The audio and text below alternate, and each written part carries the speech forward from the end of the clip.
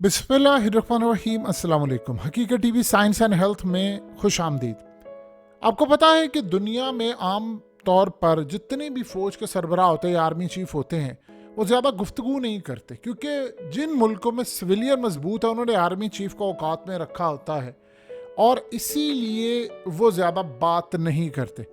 लेकिन बरतानिया में इस दफ़ा बड़ी अजीबोगरीब सूरत हाल हुई है। आम रूटीन में बरतानिया का आर्मी चीफ गुफ्तगू नहीं करता क्योंकि वो एक सेक्रेटरी को जवाबदेह होता है।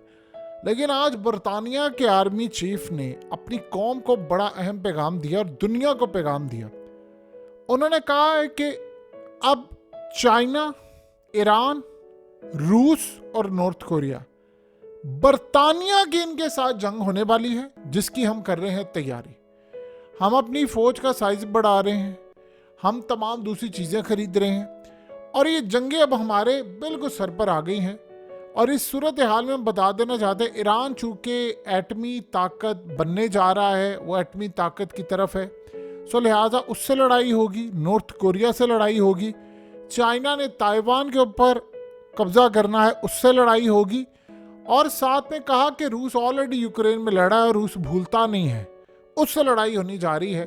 सो लिहाजा अब हमने अपनी कौम को, फौज को मुकम्मल तौर पर तैयार करना है और कर रहे हैं कि अब हमारी जंग इनसे छिड़ने वाली है।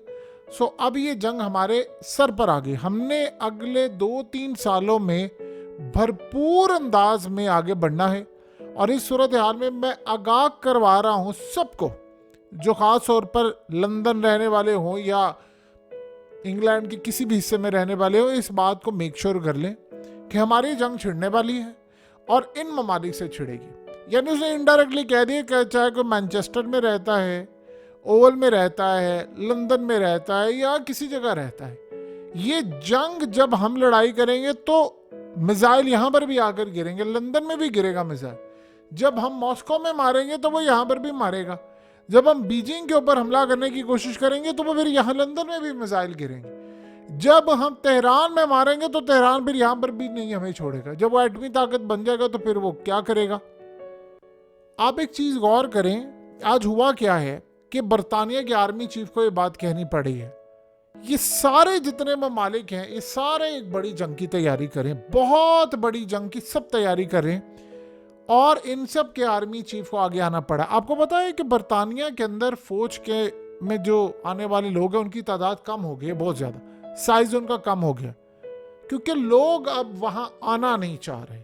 और सबसे बढ़कर मसला ये है कि इनके जो टैंक्स थे, इनके जो मिसाइल थे, इनके जो हर तरह के शेल्स हथियार थे, इन्होंने यूक्रेन को डोनेट कर दिए, यानी जो कह रहे हैं हमने अतिया कर दी, असल में तो इन्होंने उनको दे दी है। ये ज़्यादा वर्ड मुनासिब है कि इन्होंने तबाही करने के लिए दिए। वहाँ सूरत हाल ये है कि अब इनकी फ़ौज के पास टैंक्स नहीं है, इनके पास जेट्स नहीं है, प्रॉपर बहुत सारी चीज़ें नहीं है। अब वो कह रहे हैं जी हमने जो जंग करनी है वो चाइना से, यानी एक साथ 4 ममालिक का उन्होंने नाम लिया है कि चारों से हमारी जंग होने वाली है। कब होगी किसी को नहीं पता, लेकिन होने वाली है। ईरान के साथ, नॉर्थ कोरिया के साथ, चाइना के साथ और रूस के साथ। असल में अमेरिका ने यहाँ पर लाकर एटमी मिसाइल डिप्लॉय किया। इन्होंने जो हालिया अपना न्यूक्लियर टेस्ट किया था वो फेल हो गया था बुरी तरह। दोबारा जो इन्होंने किया था, जो बार बार आप टेस्ट करते रहते हैं ताकि आपको पता चले कि आपकी पावर क्या है, इनकी न्यूक्लियर सबमरीन फेल हो गई थी, इनका न्यूक्लियर टेस्ट भी दोबारा फेल हो गया था। सो लिहाजा बरतानिया की औकात नहीं है। बरतानिया तो वैसे ही रिसेशन में है और आने वाले वक्त के अंदर जो हालात हैं इनके, आपको पता है कि बरतानिया की हालत ये है कि हर चोर चक्के लुटेरे का पैसा बरतानिया में है। इंडिया के जितने भी 2 नंबर लोग हैं उनका सबका पैसा प्रॉपर्टीज बरतानिया में। ये बड़े महजब बने फिरते हैं, सारी दुनिया का मनी लॉन्ड्रिंग का पैसा बरतानिया। जितनी प्रॉपर्टी है पाकिस्तान का आप देख लें, जितना बड़ा कोई हराम खोर होता है उतना उसका पैसा बरतानिया में। ये दुनिया में महजब बने फिरते हैं। सबसे बड़ा तो मनी लॉन्ड्रिंग का हब यही है, ये किसी से पूछते नहीं है। सारी दुनिया की रंगबाजी, किनिया के आप देख लें, आप अफ्रीकन कंट्रीज के देख लें, आप मिडिल ईस्ट का देख लें, जितने दुनिया के लोग हैं उन सब का हराम का माल ज़्यादातर यहाँ पर पड़ा होता है। सो लिहाजा इनके पास कोई एक्स्ट्रा ऑर्डिनरी इनकी चीज़ें नहीं है। इन्होंने दुनिया पर राज करना तो वो टाइम ख़त्म हो गया, अब इनका डिक्लाइन है। और ये बात उनको समझ आ रही है कि अमेरिका ने यहाँ पर लाकर न्यूक्लियर डिप्लॉय कर दिए। अब इनको पता है कि रूस ने हमें छोड़ना नहीं। रूस ने ऑलरेडी कहा है कि तुम यहाँ पर कर रहे हो, उसने आपको पता बेलारूस में डिप्लॉय किए हुए, तो उसने सीधा मार रहे हैं जो लंदन चाहे ब्रिज पर जाकर लगे कहीं लगे वो हमला होना है। अब ये जो सिनेरियो है ये जंग में क्यों बदलता जा रहा है? देखिए, इस वक्त नेतन्याहू है अमेरिका के दौरे पर और वो वहां पर सबसे बातचीत कर रहा है। मिडिल ईस्ट की जंग अगले फेज में दाखिल हो रही है। उस जंग को दुनिया की कोई ताकत नहीं रोक सकती, कोई ताकत नहीं रोक सकती। इवन के ट्रंप अगर आ जाता है तो उसके आने से पहले माहौल इतना खराब हो चुका होगा, इतना माहौल खराब हो चुका होगा कि आप और हम उसका अंदाजा भी नहीं लगा सकते। यानी इतना तबाहकुन मामला हो चुका होगा, इतना तबाहकुन मामला, माहौल इतना ज़्यादा ख़राब हो चुका होगा कि कोई भी इसको बचा नहीं सकता। मिडिल ईस्ट की जंग में जो नया अब मोड़ आने वाला है वो है ईरान पर हमला। असल में ईरान पर हमले के बगैर इसराइल ने पीछे हटना नहीं है और इसीलिए इसराइल ने अब अमेरिका को, सबको ये कह रही है। बरतानिया के जो आर्मी चीफ की आज बात आई है उसने बड़ा क्लियरली ईरान का नाम लिया क्योंकि वो एटमी ताकत बन रहा है।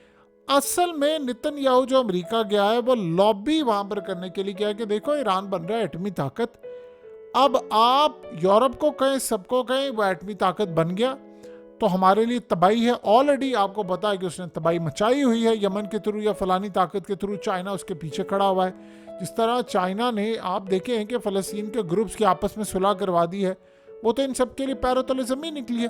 तो वो कह रहा पूरी दुनिया को खतरा है, खासतौर पर यूरोप को कह रहा है आपका नंबर आ गया। असल में यूरोप को कोई खतरा नहीं है, बरतानिया को भी कोई खतरा नहीं, खतरा सिर्फ इजराइल को है। और वो दूसरों को डरा रहा है कि मेरे पास तुम्हारा नंबर है, चले ठीक है, जब आएगा उनका नंबर पहले तुमसे तो निबड़ लेना, तुमसे निबड़ ले। तुम अगर बच जाओगे तो ठीक है, अगर नहीं बचोगे तो फिर बाद में यूरोप के साथ वो मामला तय हो ही जाएंगे ना। अब इस सूरत हाल में ये असल में चाह रहा है कि यहाँ पर लड़ाई करें।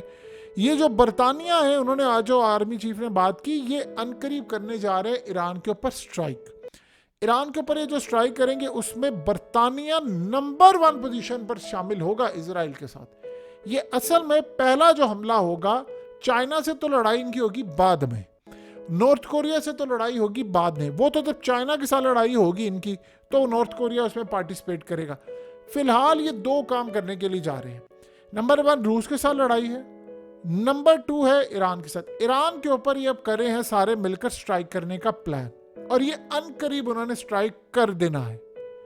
इसराइल को खतरा है इस बात का कि कहीं अगर ट्रंप आ जाता है और उसके आने के बाद सारी पोजीशन ये है कि सारे इसको पुश कर रहे हैं कि नहीं भाई ये जंग बंद करो। यूक्रेन की जंग तो उसने बंद करनी है। अब मसला ये है कि इसराइल को ये भी खटका है कि अगर यूक्रेन की जंग बंद होती है तो रूस तो ऑलरेडी मजबूत होगा, क्योंकि फिर जब यूक्रेन की जंग बंद होगी, देखिए आज हुआ क्या है, जेलेंस्की ने कहा है कि मैं ये चाह रहा हूँ जंग बंद कर दीजिए। अब उसको पता ट्रंप ने उसको पैसा देना नहीं है और इस सूरत हाल में यूक्रेन की जंग बंद होगी। यूक्रेन की जंग बंद करने के लिए उसने ऑलरेडी प्रपोजल तैयार किया हुआ है। पुतिन उसका दोस्त है, उसके साथ मामला तय करें तो ये जंग ऑलरेडी बंद हो जाएगी। काफ़ी हद तक इम्कान है अगर दुनिया के अंदर कोई उसके आने से पहले ऐसा हमला ना कर दिया गया, कोई जाली हमला, जिसके बाद समझे कि कोई ये जंग फिर वो भी चाहे तो शायद बंद ना हो, वरना ये जंग उसने आकर बंद करनी है। उसने कहा मैंने इसको, एक तो यूक्रेन को पैसा नहीं देना, दूसरा उसने कहा कि रूस ने जो इलाके ले लिया वो ले ले। यूरोप की कई कंट्रीज जो हैं वो 400-500 अलग हो रही हैं कि भाई हमने इस जंग में पार्टिसिपेट नहीं करना और वो आगे बढ़ी हैं। सो यूरोजोन वैसे ही जो है वो टूट रहा है। सो इस सूरत हाल में इनको पता है कि लड़ाई होनी। मसला सारा ये है कि इसराइल को तकलीफ ये है कि अगर ये हुआ तो रूस से पाबंदियाँ हट जाएंगी। जाहिर सी बात है जब उसके जो एसेट्स हैं, अब $300 अरब के एसेट जो यूरोप में है वो भी जाहिर सी बात है फ्रीज करने पड़ेंगे। तो रूस ऑलरेडी बला बना हुआ है तो वो तो फातिहा के तौर पर सामने आएगा, इलाके भी उसको मिल जाएंगे और फिर उसके बाद वो ईरान और शाम और ये वो तमाम जगहों पर वो पूरी तरह सपोर्ट करेगा जैसे वो यमन को कर रहा है। और आपने देखा कि चाइना जिस तरह अब फ़लस्तीन के ग्रुप्स की उसने आपस में सुलह करवा दी है, सारे 14 के 14 ग्रुप्स और जमातों की आपस में सुलह करवा दी है, ये तो बहुत बड़ी विक्ट्री है। तो लिहाजा ये सारे का सारा जो फोकस होगा वो ईरान की बैक पर खड़े हो जाएंगे। तो ईरान तो मजीद मजबूत होगा, रूस से पाबंदियां हट जाएंगी। देखिए यूरोप को तो उसका फायदा होगा, क्या इसराइल को होगा? ये अब सारे चाह रहे हैं कि हम किसी तरह ईरान से लड़ाई करें। देखिए ईरान ने रूस से मुआहदा ये कर लिया है कि भाई मुझ पर हमला होगा तो तुम आगे जवाब दोगे, यानी हम दोनों मिलकर लड़ेंगे। अब यही वजह है कि जो इन्होंने ईरान पर हमला करना उसमें अमेरिका होगा, बरतानिया होगा और उसमें इजराइल होगा। ये 3 ममालिक होंगे जिन्होंने जाकर हमला करना है। तो जब ये हमला करेंगे तो आपको क्या लगता है कि ईरान छोड़ेगा? वो तो हो सकता है यमन से कोई ऐसा हमला करवा दे जो सीधा जाकर वो कहते हैं हम लंदन को हिट कर दें।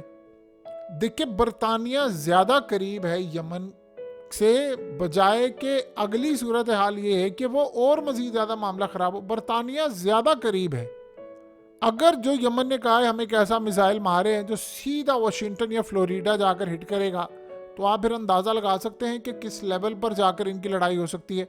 सो ईरान की सूरत हाल ये है कि वो भी लड़ने के लिए मुकम्मल तौर पर तैयार है।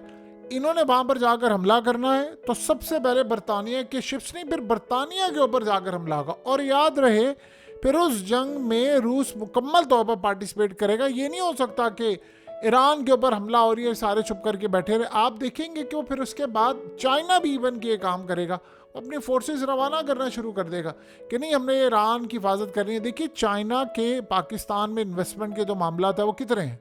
ज़्यादा 60-70 अरब डॉलर है।